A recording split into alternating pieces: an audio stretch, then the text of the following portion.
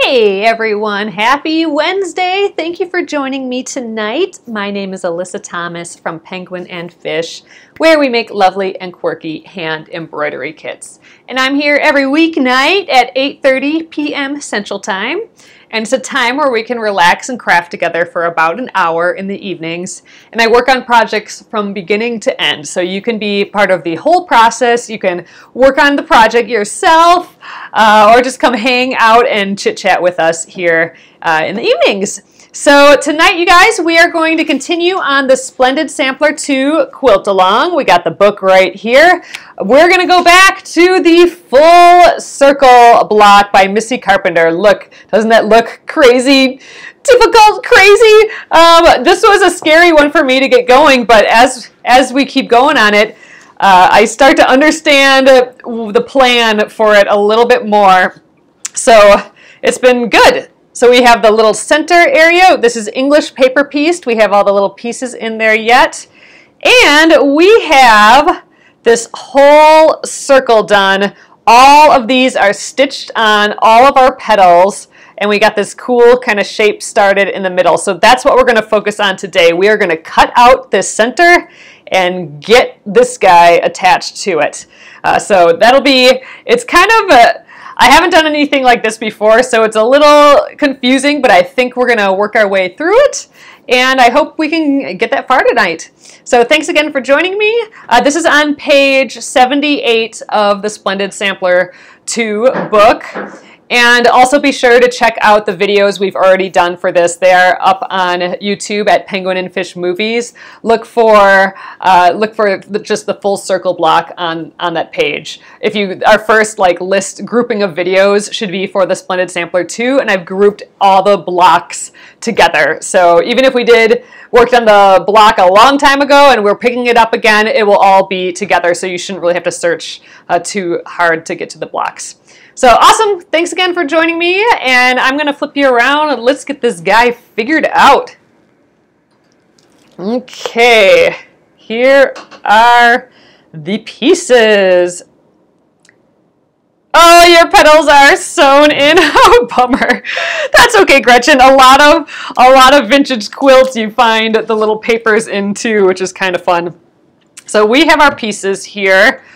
We are on this step 4 of the project. So where we left off is we had this guy stuck on here. It is freezer paper. This is double. We did 2 pieces of freezer paper together to give it a little bit more heft.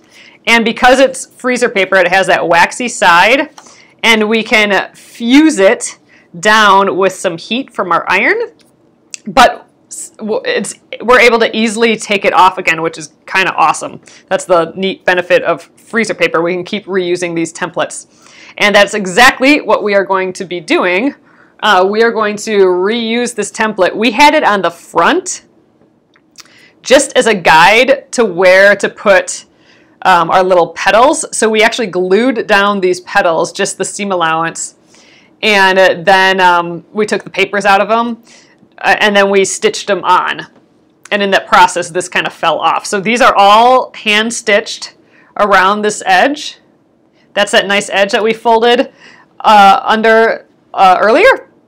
There's that seam allowance. And then it's just a raw edge on the top here. They're just like these little flaps right now. So what we need to do next is we're going to actually flip this around to the back, and we're going to reuse our template here.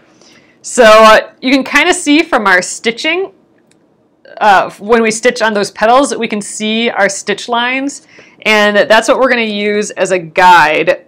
We're going to just put this guy right back, and actually I'm going to, I think our surface for the day is going to be my wool pressing mat. I think that will help us out today. Then we can move stuff once and be all right. And luckily I got that nice cordless iron. I also have my clover iron plugged in. I think this might, there we go. Fits a little bit better. So all right, I'm just kind of placing this within those shapes, those stitches, and I think we're looking pretty good here. I think the whole point of what we're doing now is we kind of want this hexagon centered. So all right, Just one more thing. I am putting the glossy or the waxy side down. And now I'm going to grab my iron and we're just going to fuse it. So I'm just running over it with my iron here. Oh, they quilted, your grandma quilted the newspaper templates right in. Oh, it adds extra warmth. Oh, that's so funny. That's interesting. I bet you it did. All right. And there we go. We should be fused. Yep, we're looking pretty good here. Okay, next up, we are going to kind of do the same process that we did when we made these petals, where we made these, where we got our seam allowance and then we put some starch on it, and then we pressed it with our little Clover mini iron here. So I have this preheating. I don't want to burn myself. I didn't burn myself last time, so I feel good about that. I'm hoping not to burn myself this time too. So what we're ultimately doing here, this is kind of goofy, but what we're ultimately doing is we're going to cut a hole here. Then we're going to fold the fabric over this edge. So from the front, we will have basically a hexagon hole. And once we have that, we are going to applique this giant piece to this itty bitty piece. So we're going to place this, you know, the hole will be here. We're going to place that on top of our hexagon that we've already made, our English paper pieced hexagon. And then we're going to hand stitch it to the hexagon here. So we'll need to glue it to the hexagon as well. So I think we're definitely going to get that far tonight. So here is the process of this step. First up, I need to cut a little hole in there. I have my big scissors just because I like it. I'm just going to kind of fold. I want to get it right in the middle. Oh, it's so scary. Ugh, we're doing it. All right, so I'm going to cut around here. I'm going to leave like a 1/4 inch seam allowance, here. So let's just get it going. Gosh, you know what? This is crazy. I am going to use a smaller scissors. Let's just use our little green scissors. I want to get a Kai scissors.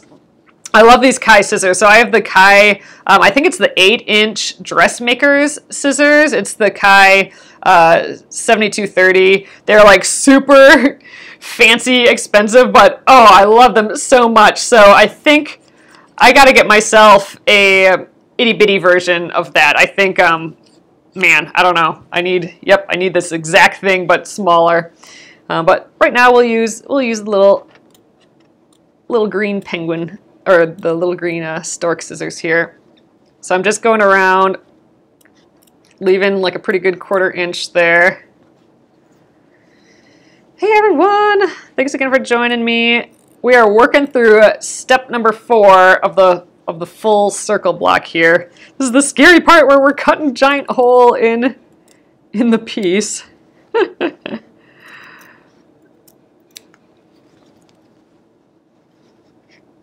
All right, almost there. Yeah, these little stork scissors are working just perfect. Okay, there's that little guy. So we need to actually, we're going to use this template now. It wasn't just a guide for where to place it. We're going to use it as our like starching surface. So we need to fold these seam allowances over, but we can't do that without first clipping into all these corners. So I'm going to carefully clip into these corners. I'm probably going to leave like maybe, you know, 2 little threads of the fabric left. So we're going to get right in there, pretty close. There, I'm really close to that corner.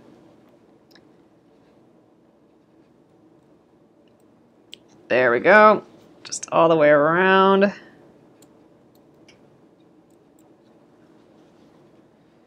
Oh, the lady who cut her finger with her Kai scissors. Oh my God, yuck! Oh, I hate those. You know, and the moment people do that, they post it right away, right? Like, let's post this. You know, I'm back from the hospital. Here's my horrible stitched up hand. Ugh, icky. That so scares me, all this cutting stuff. But yeah, I believe it. I mean, Yeah, this scissors is so sharp. It cuts through everything and anything, and ooh, it just sounds awesome. So yeah, yuck. That would freak me out. All right, so there, now we can actually fold these over. So that is what we're gonna do next. I'm gonna get a little rag here quick. There we go, a little dish rag. Oh, you saw a woman's x-ray with a needle all the way in her toe. Yuck, yuck, yuck, yuck. All right, I just don't want to get starch on my wool pressing mat here, just because I got a bunch of starch on my old ironing board, and it just made my ironing board just go brown. Like it just kept burning it. So I'm gonna try and keep this surface a little nicer. There, you get to look at my stained kitchen towel here. But all right, so I have a little container, and I have a just a Q-tip. And what I'm going to do is I'm going to spray. I got some of the like Mary Ellen's Best Press here. I'm going to just spray a little bit of that. Oh, it's just dripping out already. These can sometimes be pretty drippy, these Best Press bottles. Turn it off right away. Okay, so I have just a little bit of the Best Press in there. I'm going to just wet the Q-tip. We'll put it over here.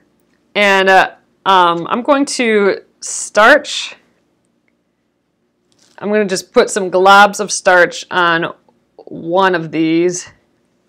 It dries pretty quick, so I'm just going to do it one at a time. I'm just kind of soaking it.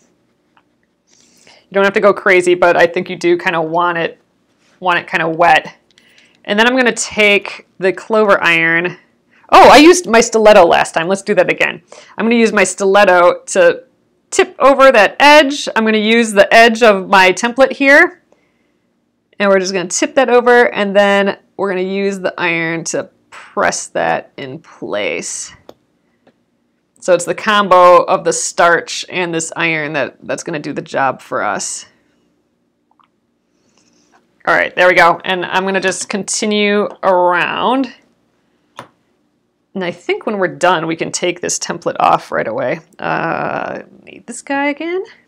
Gosh, it's so dry in here. I might need to actually squirt some more of this Best Press in my tray. It's already drying up. Okay, remember that this is not a handle. You gotta hold it way back here. Okay, let's tip this with the stiletto first and come back around with the iron.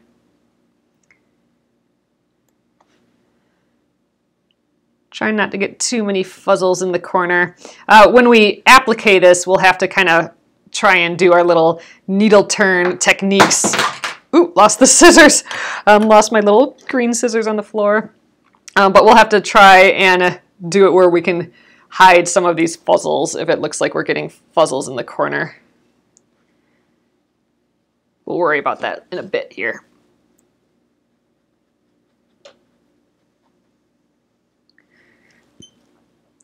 All right, let's flip it and tack it.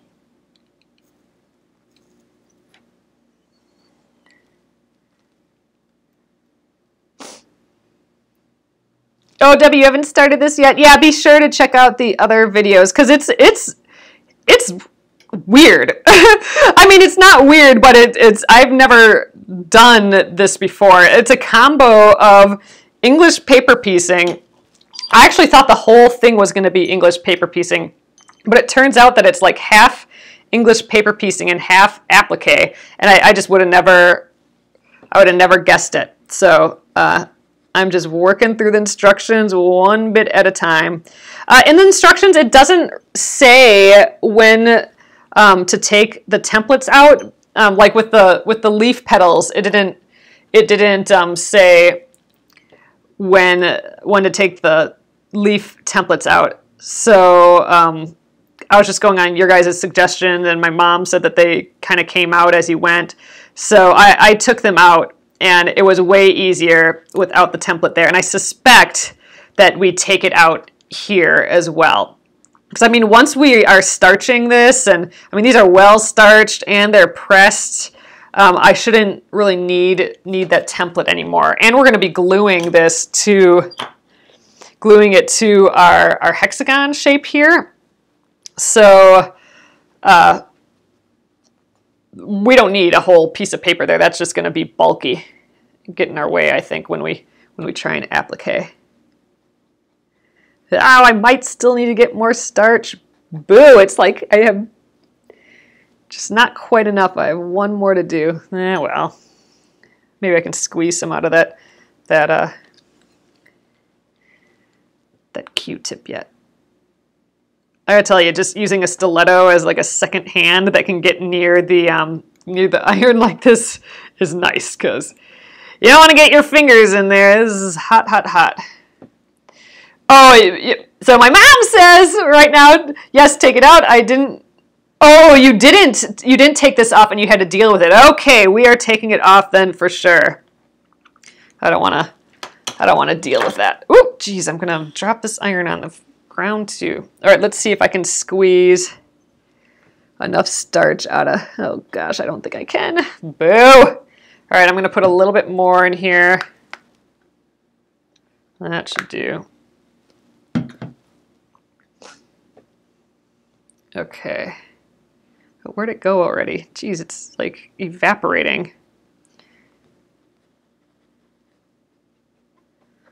All right, this is our last one here.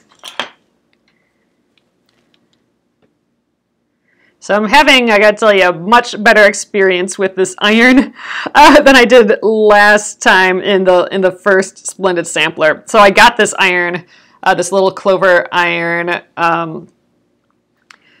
for the first Splendid Sampler. We had an applique block that we had to kind of do this with. And I burnt myself so many times, and it was just annoying. I kept accidentally grabbing here, but now I think I got it. And I think especially having this stiletto here too, it's working real well. Okay, so I think we're done. Let me just go to a drier area of here and just kind of, let's press the front. Ugh, look, it's so cute. All right. So I think we're all dried out. The iron is also drying the starch, so I think we're good. Get rid of that crazy iron.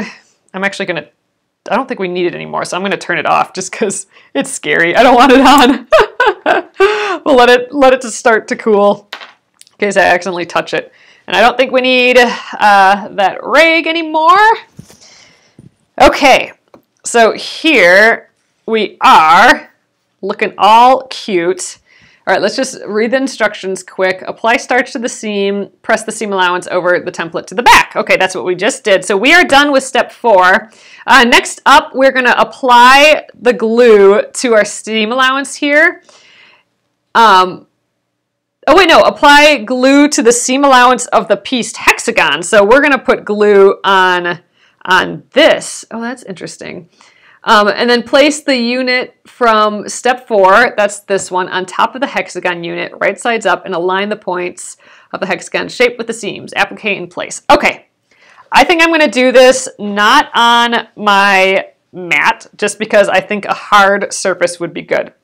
So first off, I think you guys are right. I don't think we need this here anymore. So I'm going to just pull this off. It's super easy to pull off because it's just that freezer paper. And all of this should just stay super duper well. We've starched it. Unless we get this wet, this should stay here just a-okay. So let's just take a peek. I wanna just test. So eventually this will like just pop over it like this. Oh, okay, so this is good. We can align these seams with the points. I was wondering how we would line this all up, but we can align those points.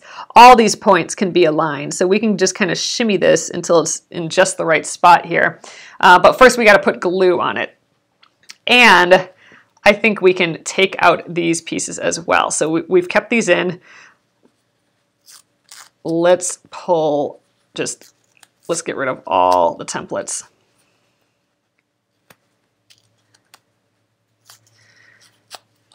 Oh, it's just nice without the templates because it all of a sudden feels like fabric again, you know?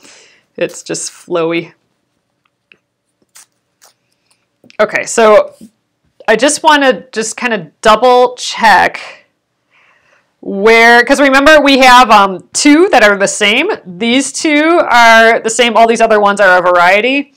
And it looks like in the design that the ones that are the same, I mean, it doesn't really matter, but the ones that are the same are like the lower left and the upper right. And then on here with the two the same, they're going opposite. So it's like, you know, here and here and then here and here. But I just kind of want to rotate it. Like, I don't like that this is close to this and this one's close to this, the similar one. So let's see what it looks like this way. There. I like that. So we're going to try and do it like that. So I'm going to keep the position of this and set it there, and I'm going to keep the position of this and set it here. And I'm going to go around now with the glue. We may have to put this on, like we may have to stick it, and then I may have to go back and put a little bit more on there. So let's see. Ugh.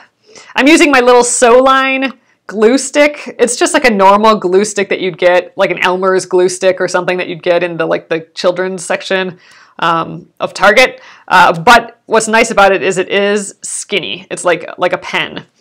So that makes it a little easier to get in here. So I'm just going to go around the edge, just kind of where the seam allowance is or will be. I don't want to go too far in because I don't want to see the glue on the front. I am kind of gobbing it, but that's just because I don't want it to dry before I can stick it down. And you guys, I just totally rotated this. Was this how I wanted it? I think so, yeah. Okay, so I'm going to quickly try and get this down here. And now I'm going to just do that shimmy shim to get all these lines lined up to try and center this. Once I have it, like I'm just trying to get every point to reach a line. It's not that easy. Okay, that side looks good. This side looks almost good. All right, maybe about like that. All right, let's try and squish it. So the glue's drying on me, I think. So let's see if there's any of it left. I might have to go around again and just get some more glue in there. Let's see, are we stuck? I think we're okay. I do think I might need a hair more. Let's see, I think the best way might just be go on this side. Let's just lift this edge up a little bit. Gob some glue on there. Put it back down.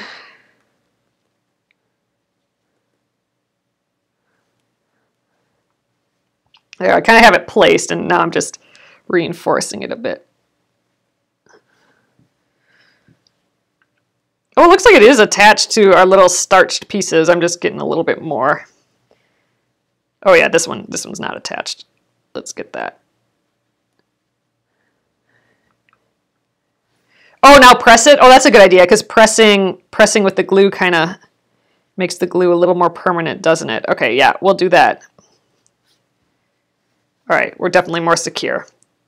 Good. I'll keep that handy if I need it. Now we can use our pressing mat again as our surface. So let's, I'm gonna get the real big iron out again. I think we're still looking pretty lined up. Let's squish it.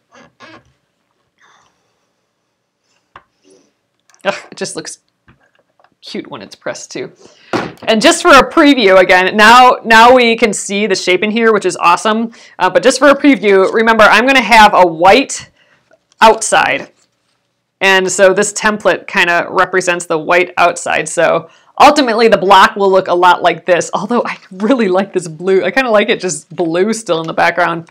But we're going to keep going, and it'll end up being the white border around it. And I don't think we'll get to this tonight. So this white part, you're going to do in the exact same way that we did this, where we put it on. We're actually going to get our white fabric. So we have a white square, This is the foreground fabric. I'm going to fuse this to the wrong side. I don't have a right or wrong side because it's just a solid white. But once this is fused, we're going to do the same thing that we did with the hexagon. I'm going to cut in the middle, then cut out this entire circle. We'll have to snip all the little snips in there and then fold it all over. So this is going to be a big starching job to fold, to snip and starch and fold and starch and fold and starch and fold all the way around. And then we will have our piece to put on the top and applique to the top in the same way that we put the big piece here on top of this tiny piece. It's going to be that same process, but I don't think we'll quite get there tonight, so I'm going to just shush that aside. We're ready to stitch now. So same thing like what we did here. Once we have it glued down, we can stitch this on. Oh, it's kind of funny. Yeah, I was thinking, oh, I got to hold the small piece to the big piece, but it's actually this big piece. Oh, funny. I don't think I've ever appliqued a bigger piece to a smaller piece before. So, all right, I have my 50 weight thread here. This is what I've been using. And I also have my Milner's needle, or my straw needle. This is a size 11. I'm using these John James Golden Glide Milners. They're sometimes called straw needles, sometimes Milner's needles, and what's special about them is they are longer. A normal, just a universal like Sharps needle would probably be about this long. This just gives a little bit more and it's easier to hold. I really am liking them for this hand work type stuff. And the size 11 is pretty skinny. Like here's the difference. So here's the 11s and here's the 3 through 9. So the smaller the number, the bigger the needle. Look at how thin and like delicate these are compared to, you know, the 9s through the 3s. Like these are pretty hefty. So the smaller, thinner ones, the size 11s, they're going to go through your fabric easier just because they're so thin, and they're going to make smaller holes and everything. So I like the size 11s here. Oh, now it's time to get the stork scissors off the floor. Whew, I keep dropping this guy. All right, let's get threaded here. All right, and I'm gonna just get some thread off of the spool. This should be plenty. You know, we're just going around here. It's not that far. I'm going to start with just a knot on the end. I'm not good at doing that little twist of the finger knot things where people just go bloop and they have a perfect knot. So I'm just wrapping it around the needle like I'm doing a French knot almost for embroidery, and pulling the needle through. So I have like a little knot on the end there. Yep, they are the John James Golden Glide. That's what they are right here. They are size 10s. So if you wanted to get them, I do have a link here for them, but otherwise you can just, you know, do a search for them. John James, and I like the size 11s. That's what I'm using here at least. Okay, I'm going to start, you know, I'm not going to start at a corner because remember the corner has like 0 seam allowance. That's where we've clipped into this blue, and there's nothing there. Like if I pick at this, we're going to get a bunch of little raw little bits starting to show. So I'm going to actually start in the middle here and then work my way around and do those corners. I think that's probably a good idea. So let's just pop up. I'm coming up through both fabrics,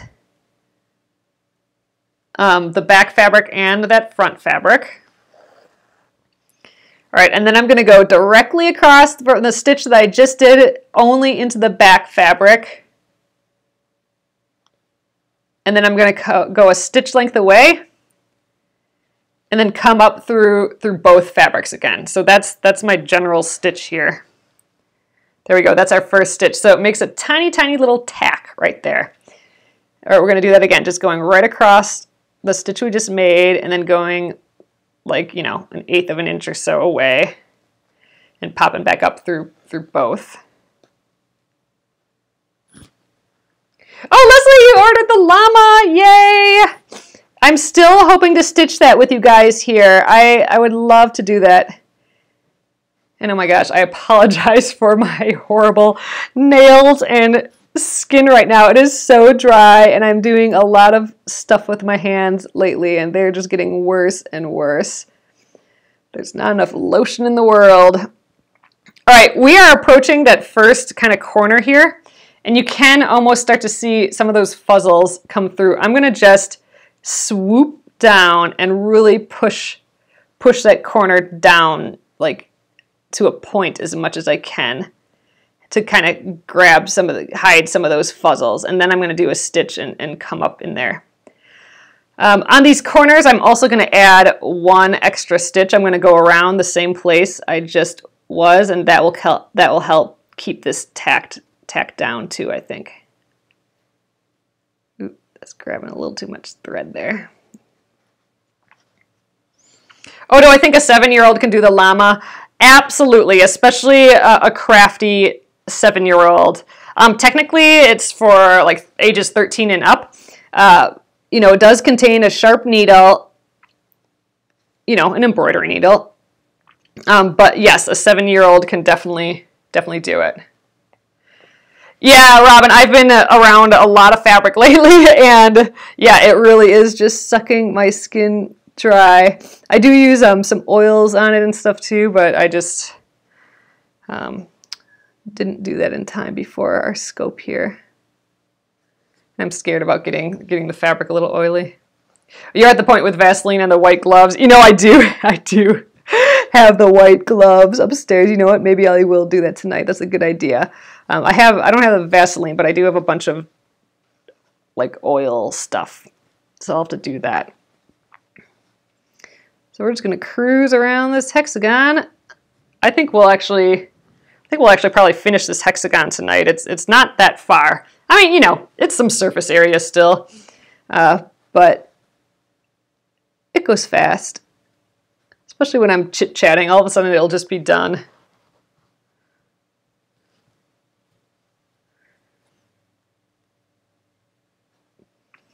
For oils, I've started to use this brand. They have like a lot of natural products, and it's just like a small company. It's and they have their stuff at Whole Foods and stuff. They're called Cocoa Kind, and they have a great Instagram too, and I'm really liking their stuff right now for like oils and stuff. All right, they have like a little cute oil with that ball roller on top, so you can, you know, use that on your cuticles and stuff during the day. It's just kind of nice.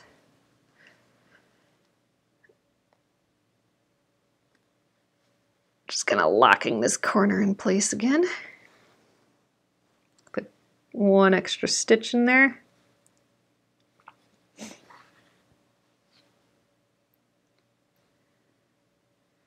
This is one of my favorite things I've learned, and I wasn't expecting it. This kind of needle turn applique when everything's been pre-turned. I just like holding the fabric like this and stitching in this direction. I don't know, there's something about this that I just find super satisfying, and it was a little bit of a surprise to me. I didn't know if I'd like it as much. Oh, Cocoa Kind. So like C-O-C-O and then K-I-N-D. And they're, I think they're in either LA or San Francisco. I think in California. I think they're in California. But the owner's on Instagram all the time, just telling you how to use the products and stuff, and in her stories, and I just really like them so far. They're just super simple. I like them. Oh, is it your favorite too, Nolene? Yeah, you know, like I said, I wasn't expecting to like it as much as I do, and I don't think I did at first. Until I learned some of the tricks. We're not really doing a lot of the tricks now, but in some future needle turn stuff, you know, there's like tricks when you approach these little corner points, and when you, like inner points and outer points. Once I learned a little bit of a few of those tricks, then oh my God, I got so much more relaxing and less, I mean, I guess it wasn't really all that stressful, but just, I was happier with the result, which just made it more relaxing and chill. I had to think about it less. How about that? More zen. I didn't have to use my brain anymore. That's always nice. And I kind of find, you know, so this needle, I'm swooping this corner again. But the needle I'm using is already bent a little. And it's totally not from this needle turn stuff that we're doing now, the appliqué. It's from the English paper piecing. I cannot, for the life of me, keep, you know, one of these thin size 11 needles. I can't keep those unbent while I'm doing English paper piecing. Like there's something, I don't know, I have to hold the papers harder, or there's something to it that I keep bending the needle, so it's just slightly bent already. That's why I'm happy that I got the pack of 10 this time. Then I, you know, have a few extra. Where did we start? Okay, right here. So we just have like two and a half more. Ooh, I'm going to try and swoop these guys under again. I'm going to kind of tuck the needle a little further back in here, and then come up. So it'll like pull that corner down to the back, I'm hoping a little bit. When I pull it tight. Yeah, there we go. I keep stabbing myself with this needle and it's super sharp, which makes it go through the fabric really easily, but also my finger.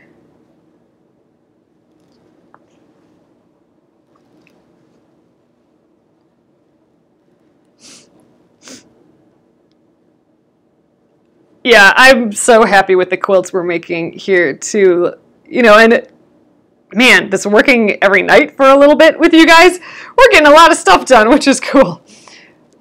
What does it matter if the needle's bent? As long as it's sharp, still sews. Exactly, Nolene. Like, I'm perfectly happy to keep using my super bent one, but I don't know, I'm liking these new ones. I can tell that these new ones are sharper than that old bent one that I've been using. Not so much that it's going through the fabric easier, which I'm sure it is, but because I keep stabbing myself and it's definitely sharper. But that means it's going through the fabric better. All right, this one doesn't look like I need to swoop so much. It looks like those threads are tucked under. Just grabbing that corner. I always like to do that extra stitch in the corner. This is our last bit. Then we got just that halvesy on this. Okay, so you guys, oh yeah, no pics of my poked finger. I don't think there's any blood yet. If we start seeing blood show through the front, then I'm bleeding. But yeah, so I wanted to let you guys know that tomorrow, Thursday, I think may be my last Facebook Live for a little while, through the holiday for sure.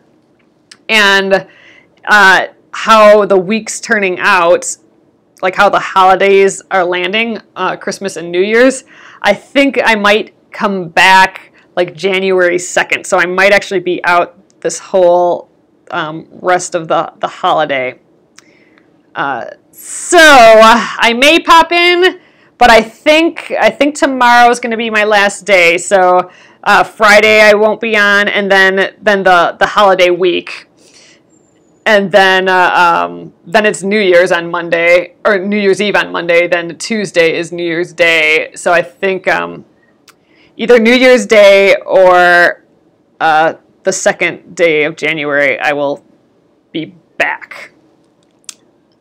So it's a bummer. I might, maybe I'll do a little filming, a little pop-in during that time. But I think, yeah, just how the holidays are all landing, I think it's going to be that whole week. So I wanted to let you guys know. I was just looking at the calendar today and trying to figure that out. Oh, Lori, I don't have a date for the granny square quilt yet. I do want to work on it yet, with the Splendid Sampler too, because this is going to last a while. But I want to work on other projects besides this while we're still working on this. So yeah, I do want to work on that quilt yet, the granny square quilt. It'll probably be springish. I just have to kind of figure it out yet. But I'll for sure let you know too. I am actually staying here this year, so it will be just John and me. John and me for Christmas.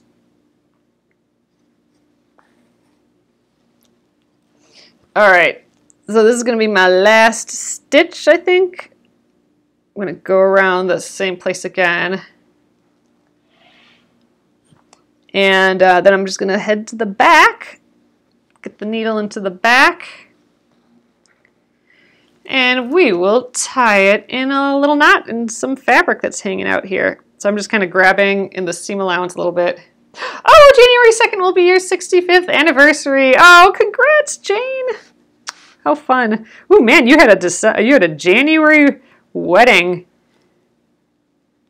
I hope the weather was all right. That had to be chilly. Although we had an August wedding and it was so hot, everyone was dying. So hot. Oh, you're going to go see the grandchildren, Debbie. That is sweet. All right, we are stitched. We are stitched down. And now we don't actually, you don't have to do this, but we don't need that glue anymore. So if it's bothering you, you can just run your finger underneath there and pop it up. But it will kind of disintegrate and it'll just go away, wash away the first time you get this wet, really. But if it's bothering you, pop it up at this point because we are stitched down. So all right, let's take a look. Oh, I love it. It looks great. I love it. That is cute.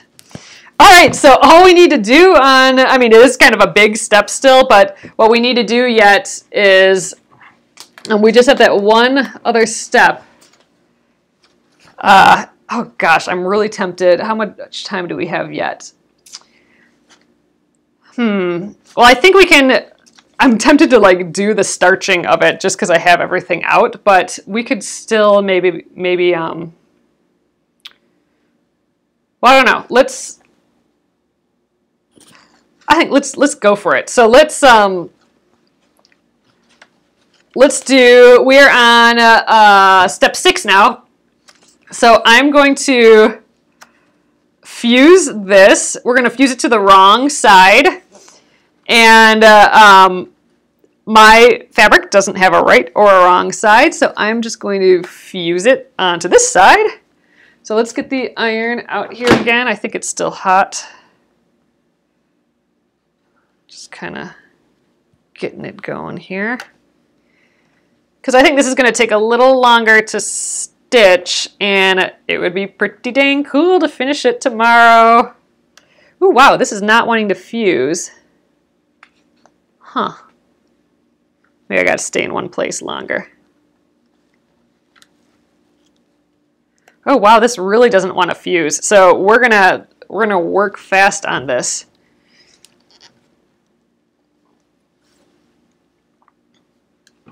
Maybe it doesn't like the white fabric or something. I think it's just maybe cooled down a little bit.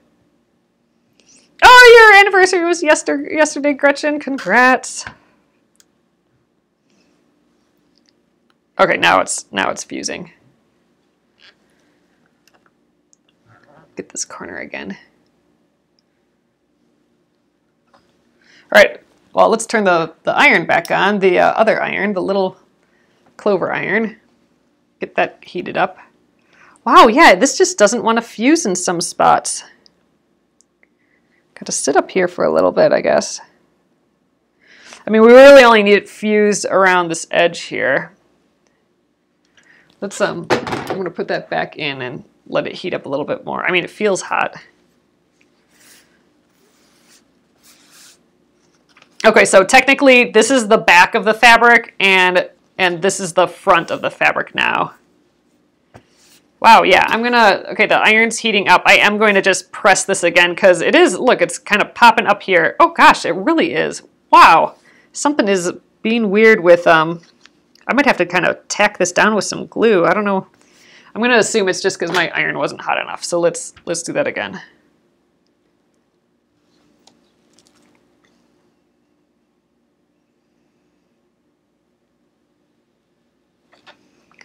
Get fused.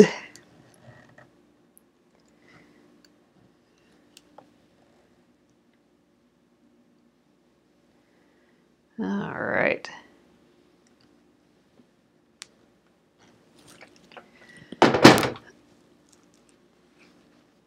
There we go. Now we're fused. I was just not hot enough. That was straight the only reason here. So, okay, I'm going to put a hole in the middle here now and then cut that circle around just like how we did that hexagon earlier. I'm going to use my little green scissors again. So we're leaving that 1/4 inch seam allowance about, and I'm erring on the side of a little bit bigger, but just a hair.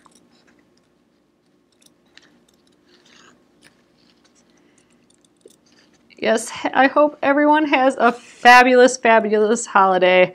I'll be here tomorrow yet, but yeah, then after tomorrow. After tomorrow, I think it'll be till January 2nd.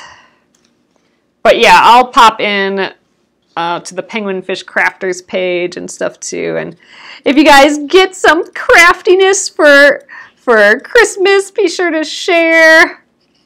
You can share in the Penguin and Fish Crafters group, and I'd love to see. Ooh, I'm getting a little smaller seam allowance there.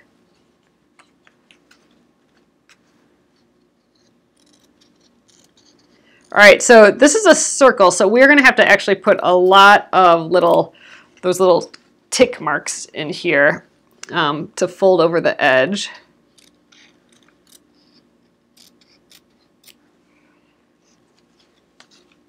So I'm going to just go around and we're going to snip like close to the edge again. Like where you don't want them so big that you can see like a definite arch. Like if I cut all the way here, I can see a definite arch in there, and that's going to make it hard to turn. So I'm going to add 2 in there. So just going around.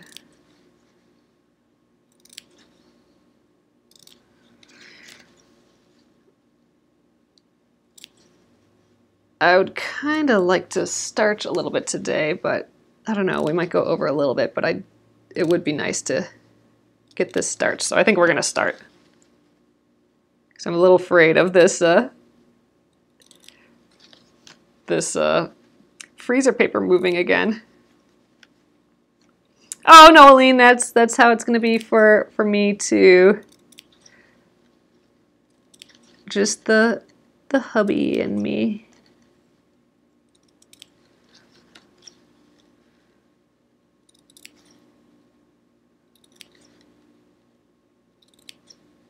I'm gonna miss the fam for sure.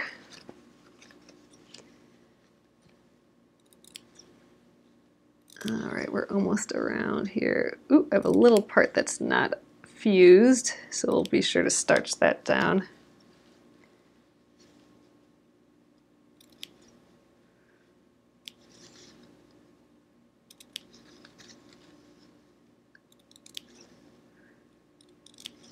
All right, last bit. Okay. All right, let's start this. I am gonna get my, like I did before, I'm gonna get my kitchen towel down here because I don't want to get starch everywhere. And oops, sorry I bumped you guys. Let's get some starch. I'm gonna get a lot in here this time so it doesn't all just evaporate right away. There we go. Let's see how long that lasts. And then let's get a few of these kind of wet, and we'll try and do a few at once. Like, let's try and do this kind of section here. So let's get the stiletto and the iron here and start flipping them over. Ooh, I really want to get against the edge though. So, ooh, I just used the stiletto to pull the fabric down a little bit. That worked really well. And I think once we stitch, we can probably work on the curve a little bit, but now I think is really the time to get this curve down. So I want to, all right, I think this is my last starched one. I want to just really pull on these to get a curve.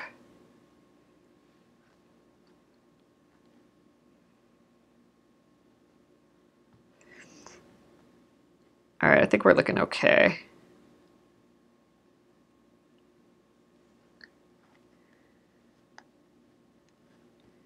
All right, this one maybe isn't quite. I should have cut them a little bit closer to the edge, maybe, but I think we're going to be all right.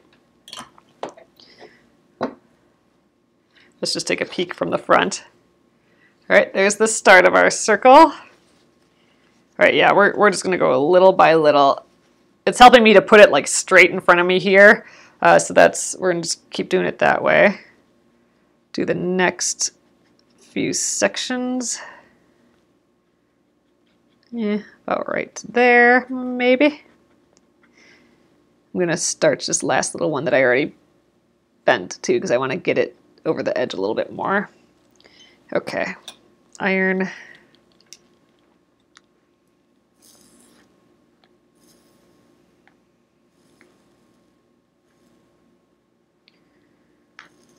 And fold and press.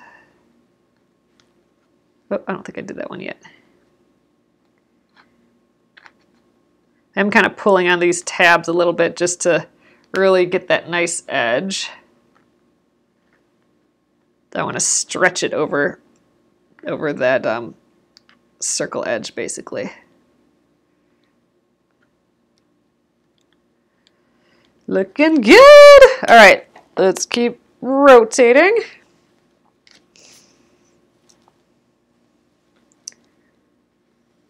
We'll go to about here. So I'm trying not to get the paper too soaked because I don't want it to lose its edge. I don't want it to get so wet that it starts to like buckle a little bit, I guess.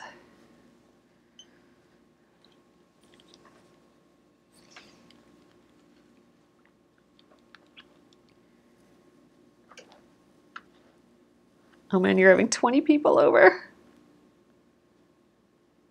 Yes, it is totally going to be finished tomorrow. Oh yeah, that's right. It's new block day. Ah, Jennifer, you're right. I'm like, whoo, we can just totally pump through this one tomorrow, but it is new block day. So maybe we'll do what we did this last week where we just kind of took a look at the blocks and then just kept going with the one that we were working on. We did stop and work on one of those blocks though, didn't we? I think we finished one. Gosh, I can't even remember now. Isn't that horrible? So many blocks. Can't remember all of them. We did a really fast one. Oh yeah, we did Nancy's spool. That's the one. So we did work on this for one extra day, and then Friday we came back and did Nancy's spool. All right, I'm going to just keep going, you guys. We're halfway done, so I'm going to keep going until we have this circle done here. We're like halfway around. It's going pretty fast. All right, I think we're looking good. Good idea, Jennifer. I think that's the plan. Because, oh, it'd be so sad. And, you know, the thing is, too, after doing this starch to get this nice edge, I want to do it pretty quick. Because if this gets wet or it just gets handled a lot, then, you know, the only thing holding this edge is the starch, right? Is that we've pressed it and it has that extra bit of starch on. So I want to get this stitched down as quick as I can. I don't want it to linger for weeks. I suppose we could, but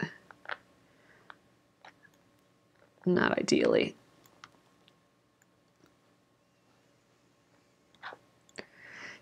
Yeah, I'm glad we did the hexagon area though before this, because this is a lot more little tabs and it's a lot more finicky. Here's where I got a little small with my seam allowance. Okay, I think maybe 2 more times and we'll have this guy.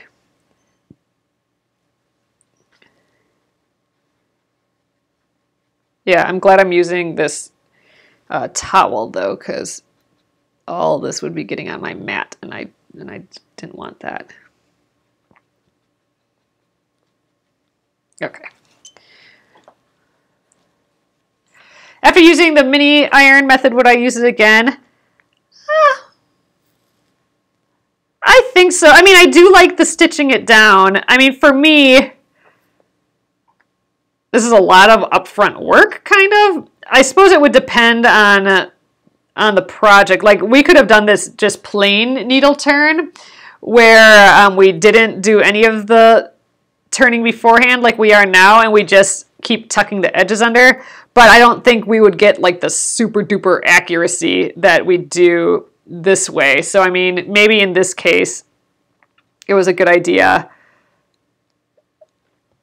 I don't know. I mean, I'm not against what we're doing here. I mean, this is going fine. You know, it's enjoyable. But posed with like all different types of ways to do the needle turn, I don't know. I might just, I don't know. This has a lot of accuracy though. Maybe this would be a good one to do this. I mean, you gotta be okay with, like, you gotta make all the templates and, you know, all that sort of stuff first. But I suppose we do that with other blocks as well. I don't know. I don't know. I don't have a good answer for that, do I? I think if, oh, or would I just glue? You know what? I would probably, honestly, I'd probably just glue. You're right. Except for we're removing these templates though. So the glue, you know, that comes after we've turned all this. So it would be tough. I mean, I could glue it to the template and then, I don't know, press it, but then, you know, that's kind of like the same as what we're doing now. So I don't think glue would get us the whole way there how we'd want it to be. So yeah, I mean, this is only like the second time I've done this with the starch and doing every little folded edge like this. So I don't know. I do like afterwards where I just get to stitch it down. I really like that. So, you know, maybe that's enough of a reason for me to do it this way. All right, I think we are good and fused here. I am going to move my starch out of the way, and this, I'm going to flip it over, and let's give it a good press from the front as well. I think my iron has to heat up again. Oh no, it's still hot.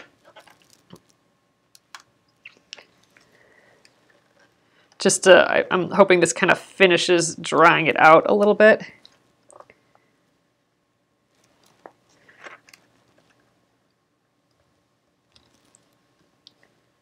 Kind of being a little buckly and weird, but I think that'll go away once I take the, ooh, geez, I just nicked the inside of it. Once I take the freezer paper out. And I think I want to do that already.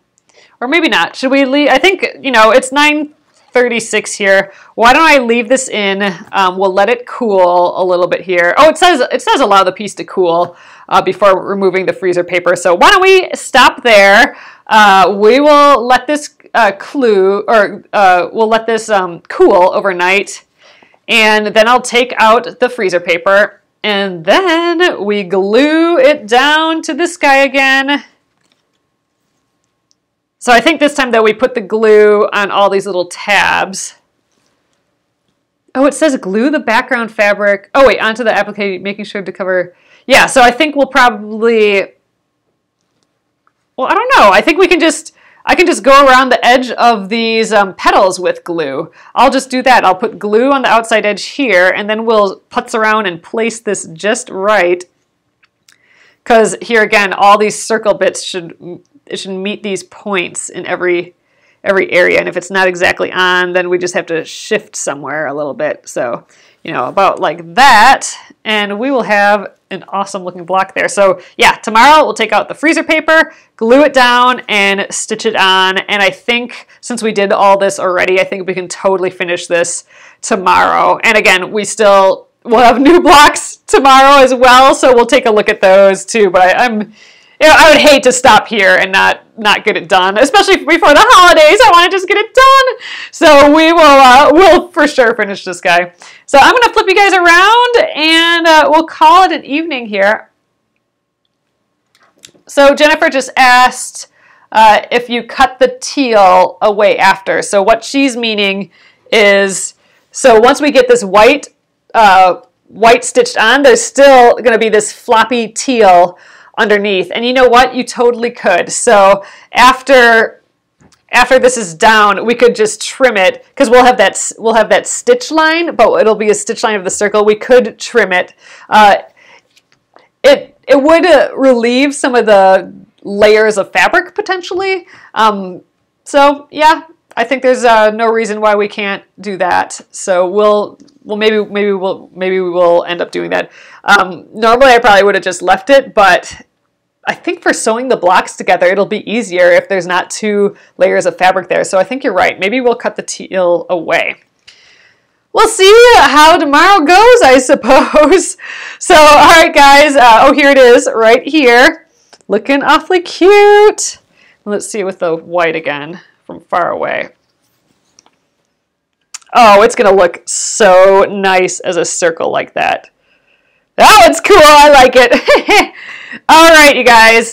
Thanks again for joining me here tonight. I'll get this up on YouTube along with the rest of this block. It will be in the full circle section of the Splendid Sampler 2 videos on my YouTube at Penguin and Fish Movies on YouTube. And it will stay here on Facebook on the Penguin and Fish page. And yeah, again, you guys, I will, tomorrow's going to be my last day until January. So hope you all have a great holiday if I don't see you tomorrow. And yeah, until then, so have a great evening, you guys, and I'll see you tomorrow at 8:30 p.m. Central Time. Good night.